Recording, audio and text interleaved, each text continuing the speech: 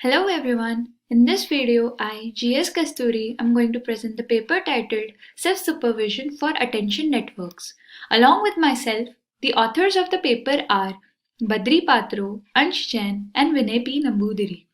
The code can be accessed by scanning the QR code given. The inspiration of the paper came from exploring attention networks, which have gained immense popularity as they are very intuitive and relate well to how actual human beings perform a task.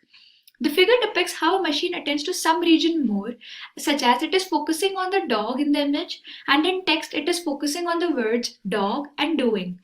In this paper, we present a novel approach to improve this attention, which in turn improves the accuracy of deep learning models.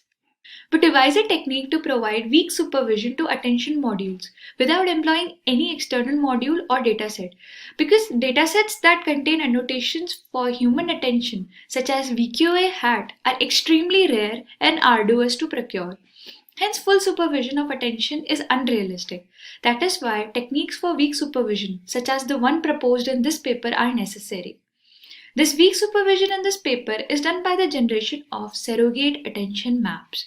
The diagram is shown in context of visual question answering, where the ground truth output is SU. As depicted here, in addition to the supervision by the primary output of the model, the surrogate attention maps also act as another level of supervision. Using this technique, we were able to improve not only the maps generated by the model, but also the overall accuracy. The main challenge is to generate the surrogate attention maps. For this purpose, we first probe a pre-trained model with randomly masked versions of the same input. The attention maps obtained for each version are compared, and the one with the highest confidence score for the ground truth answer is selected as the surrogate attention map for supervision. The intuition for random masking is that during random masking, the background noise is suppressed, and the model is able to focus more on the important regions. The images show the original attention map generated by the model as well as the surrogate map. It can be easily seen that the surrogate attention maps are intuitively better than the original maps, as the model attends to salient regions only. Such as in figure B, the model attends to both the tie and the camera, but in the surrogate attention map, it only attends to the necktie. This slide illustrates how we generated the surrogate attention supervision for text. For this purpose, we've probed the model with the input text by masking two words at a time. Among all outputs, we selected the attention maps with which we obtained the highest ground truth class probability to act as surrogate attention map for text supervision. Similar to image, we observed that masking unimportant words allowed the model to focus more on important text. For instance, in the example, what is the color of the front of the train? We observed that by hiding unimportant words, we allowed the model to focus more on essential words, color, and the train.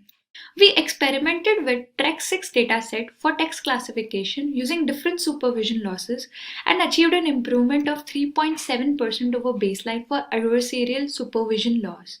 For image classification, we used the CFAR 10 dataset and achieved an improvement of 1.5% over baseline. For VQA, we considered stack attention network as the baseline. Our method clearly obtains better attention maps that correlate better with human attention. We also compared our method's prediction accuracy, incorporating both textual and visual attention supervision with the baseline on VQA V1 dataset and achieved an overall improvement of 3.85%. We also compared the attention maps generated by our method with baseline using rank correlation metric and EMD metric against VQA hat dataset. For both the metrics, we obtained better results as shown in the table. We clearly see that our method as compared to the baseline can focus more clearly on words that are considered important by humans while answering such questions. For example, for the question, what is leaning against the house? The baseline does not attend well to leaning, which is an important word to answer this question. We also compared the attention maps generated by the baseline model and our proposed technique and observed a significant improvement in our method. In the figure, we can see how attention is improved as we go from the baseline to the proposed model. In the first illustration, the baseline is unable to focus on any specific portion of the image, but the proposed model is able to focus accurately on the bowl. The detailed explanation for each method, experimental parameters, and details about the baseline can be found in the paper. I would like to thank all of you for watching this presentation. Have a nice day.